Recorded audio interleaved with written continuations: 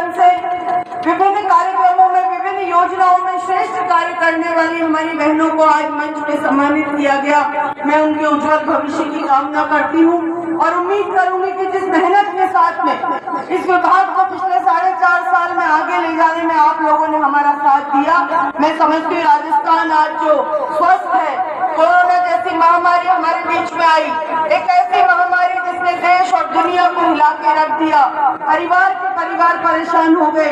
ऐसी स्थिति में हमारी आंगनबाड़ी की बहनें, हमारी सहायिका, हमारी सहयोगी, हमारी साथिन और तमाम जुड़े हुए बहनों ने राजस्थान की जनता को जो संभाला, आप लोगों के सहयोग से, आपके आशीर्वाद से आज स्वस्थ राजस्थान की संकल्पना माननीय मुख्यमंत्री अशोक गहलोत जी देख रहे हैं। आज जिस तरह से राजस्थान के अंदर हम सब लोग मिलके, आप और हम लोग मिलके कार्य कर रहे हैं, हमारे विभाग को आगे बढ़ा रहे हैं। जब मैंने इस विभाग के मंत्री का कार्य संभाला, उस दौरान इस विभाग के अंदर 36 लाख लाभार्थी थे।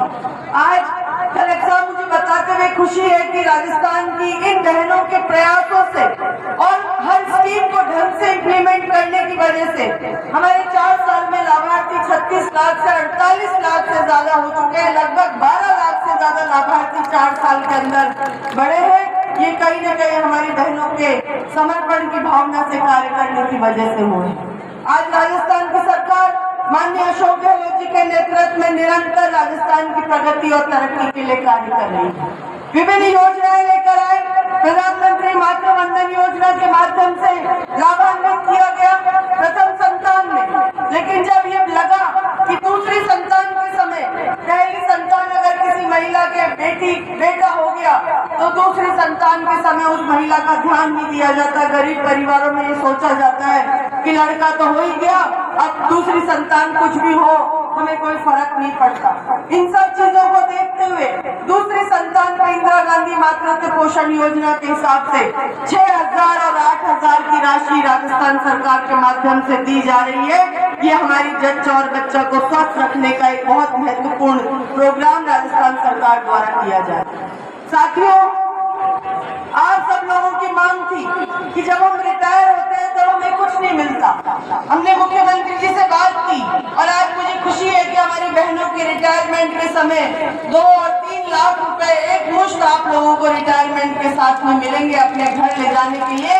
अपनी लंबी उम्र के साथ में आप उन 3 लाख रुपए, 2 लाख रुपए को लेके अपने परिवार के साथ में अपना जीवन यापन कर सकती हैं।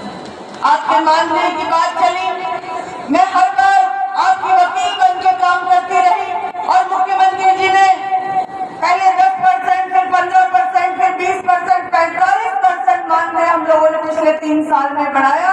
लेकिन बहनों, मुझे दुख है इस बात कि ये विभाग जो केंद्र सरकार और राजस्थान सरकार के 60 और 40% के अंशदान पर चलता है और इस विभाग में 60% अंशदान केंद्र सरकार का रहता है, 40% अंशदान राज्य सरकार का रहता है। हमने पिछले 4 साल में 45% आपका मानदेय बढ़ाया, लेकिन केंद्र सरकार ने पिछले 6 साल से 1 रुपया मानदेय हमारी बहनों का नहीं बढ़ाया। ये हमारे लिए बहुत ही सोचनीय विषय है कि जब हम लोग बढ़ा रहे हैं तो उसी पैमाने पे केंद्र सरकार को भी मानदेय आप लोगों का बढ़ाना चाहिए। जहां केंद्र सरकार को 60% अंशदान देना था आप लोगों का, आज की तारीख में जो अंशदान का रेशो है वो 70% अंशदान राज्य सरकार दे रही है और केंद्र सिर्फ 30% दे रही है।